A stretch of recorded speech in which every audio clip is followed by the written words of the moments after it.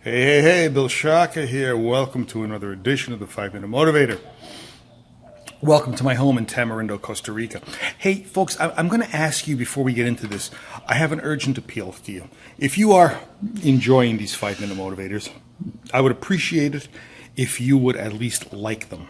As you begin to like them, you continue to help my rankings, and that allows the social media sites to be able to expose me to more individuals. So, I'm putting these together on a daily basis. This is not an easy task. It takes a long time to put these out. And I don't mind as long as I know I'm helping people. But I would appreciate it if you could help me. And please like these as much as you can. Of course, I'd like you to share. Of course, I'm interested in your comments also. Okay, today is part 3 of how to practice, or I should say not practice, these 4 great no's. Yesterday we talked about the fact that there is no justified discontentments. Today we are going to talk about the fact that there are no justified excuses. Okay, the present, if you think about it, is simply a doorway to a past remembered and a future imagined. But the present is all we have. Here we are. Like it or not, now.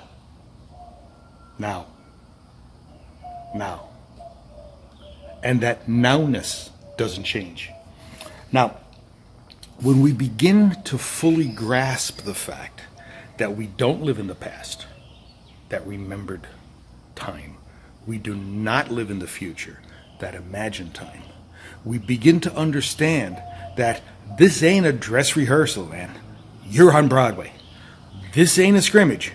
You're in the Super Bowl. And on a daily basis, we need to perform as best we can. Excuses just don't cut it. Especially when I hear things like, well, it wasn't my fault. It doesn't matter whose fault it was. Let's not fix the blame. Let's fix the problem.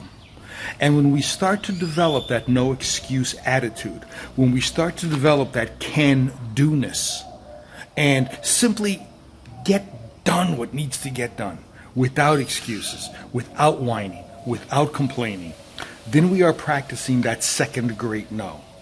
The fact that there are no justified excuses. Just do what you have to do. We all need to do what we have to do.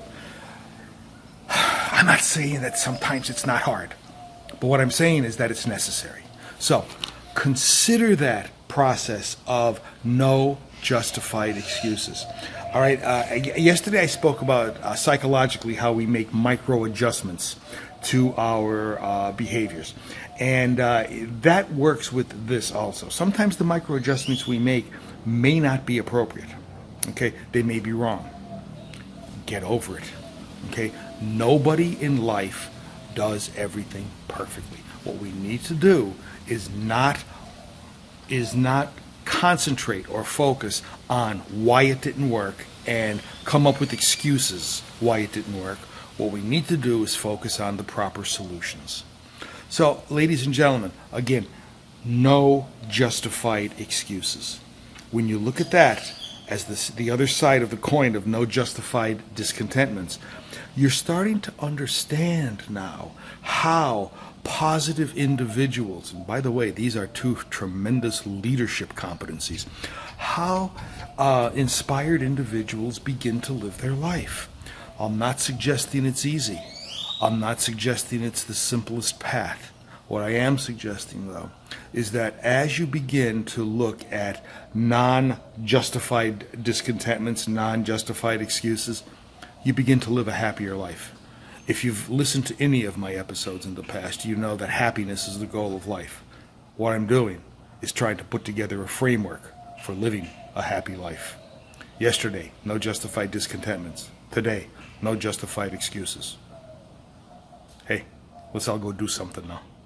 Bill Shaka, thanking you for attending another edition of the 5 Minute Motivator. Looking forward to seeing you in part 3 tomorrow. Bye.